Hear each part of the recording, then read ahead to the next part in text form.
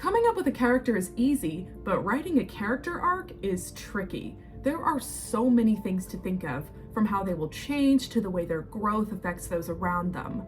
To a beginner writer, this can be overwhelming because it's hard to know where to start. In this video, I'm going to go over how I, as an author, plan character arcs. It's actually much simpler than you think. Using Rumi from Kpop Demon Hunters and my own personal planning methods as an example, I'll break it down for you. Welcome to the Reulerverse, where I tell otherworldly stories and give a writing commentary. Whether you're a writer trying to hone your craft or a casual viewer that likes seeing characters be broken down, I'm glad to have you. Let's get into it. Spoiler warning for Kpop Demon Hunters. If you do not want to know about Rumi's arc and other pivotal plot points, please watch the movie before proceeding. As far as stories go, Rumi's character arc is very straightforward. That's why we're using her as an example today. And I'm gonna be honest, I also just wanted an excuse to talk about Kpop Demon Hunters. Great movie, by the way. Blew my expectations out of the water. So that's honestly kind of the main reason we're using her as an example today. In the movie, Rumi starts as a woman who seems confident on the outside, but on the inside she's deeply ashamed of her patterns, which show her demon heritage. However, when she meets Jinu with the demon boy band the Saja Boys, that begins to change. At the beginning of the movie, Rumi's shame of herself runs so deep that she loses her ability to sing well. By the end, she accepts every part of herself and learns to build both her patterns and the Hanmoon anew. When you think of progression like that, I want you to notice one thing. By the end of the movie, Rumi has changed greatly. The Rumi at the beginning of Kpop Demon Hunters and the end are two different people. Sure, she retains her personality and interests, but she's overall a better version of herself. That, right there, is the foundation of a great character arc.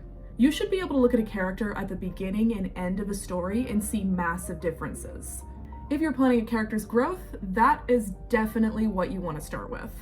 Ask yourself, who are they at the beginning? Then ask, who do they become by the end? Once you understand how they change, you can plan the journey for how they get there. Now, let's get to planning that arc. See this? Here we have a basic plot graph. Normally, I don't like to use these to plan a story because in my opinion, stories have too many moving parts for this to be a proper outline. See my web method video for more details on that. However, in the case of character arcs, this graph actually works perfectly. So I'm going to write in our character name at the top, that's Rumi, and first I'm going to fill in how she starts, then how she ends. Once that's done, I think to myself, what happens in between? With a typical plot graph, you see a beginning, inciting incident, rising action, climax, falling action, and conclusion. The inciting incident of the movie is when the demons make a plan to foil the girl's creation of the Hanmoon, which is a magical barrier that keeps all demons from the human realm. We're not going to write that down though, because that's the plot. The question we should ask is, how does this incident affect Rumi? Well, her voice weakens as her shame grows. As a result, she and her band are unable to perform their new single, Golden, to seal the Hanmoon. This makes her on edge and aggravated. And that's what we write in this graph. Next is the rising action. Several things happen to Rumi here. She meets Jinu, and he's curious about her after realizing she's a half-demon. They begin meeting in secret, and as Jinu opens to Rumi, she feels less ashamed of her patterns. It's not long before they fall in love and sing an epic romance song about each other.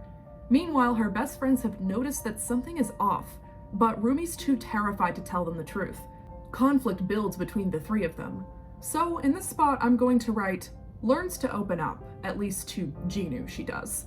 Begins to see her patterns as a part of herself. Finally, we have the climax. The one in Kpop Demon Hunters is heartbreaking, as any great climax should be. The Saja Boys and Huntrix are facing off in the Idol Awards, and everything goes wrong with the girls. Mira and Zoe find out that Rumi is part demon, and she loses them. Jinu betrays her, and it looks like now, because of her, demons are going to take over the world. So here we'll write, Rumi loses friends and love as a result of her secret.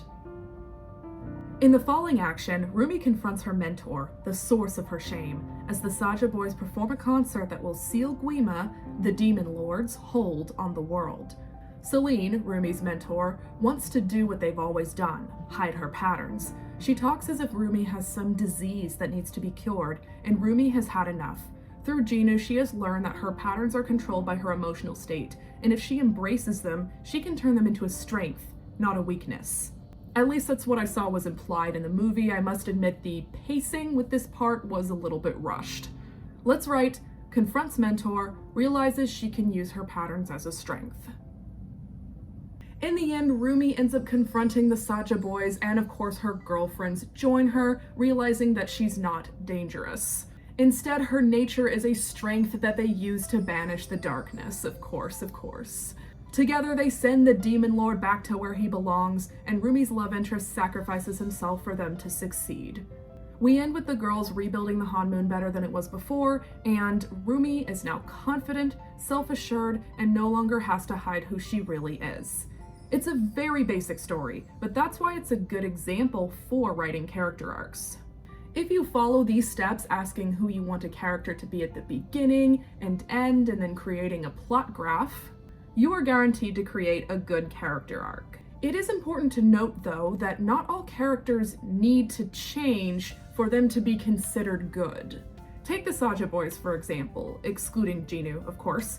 They are pure evil through and through, using their looks to further the interests of the Demon Lord, but people love them. I do believe that if you're writing a protagonist, you should strictly follow the rules of character arcs, as the protagonist is the main focus of the story, but with side characters, you have a lot more freedom. I like to give my side characters a goal that they're striving for normally, because I believe that everybody needs one of those. However, there is not time to develop a detailed character arc for every single person in a story. Not everyone needs one anyway. Some people do not change, like Celine, for example. In fact, some even regress.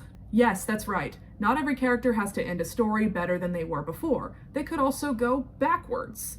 While there isn't a typical example of this type of arc in Kpop Demon Hunters, Jinu does regress a little in the falling action. He realizes he can never escape Guima's voices, and that he has to follow through with his mission.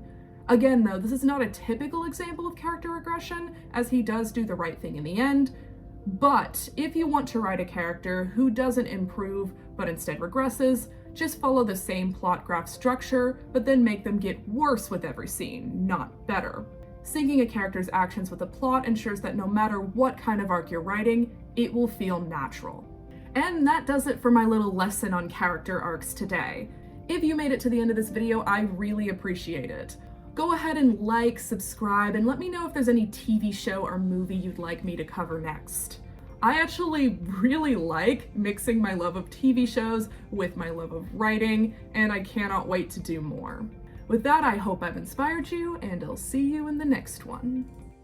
Want to listen to a great story with immersive music? I know you do. Rise of the Faunus is a great way to get started with the Reulerverse, and now the whole audiobook is on this YouTube channel.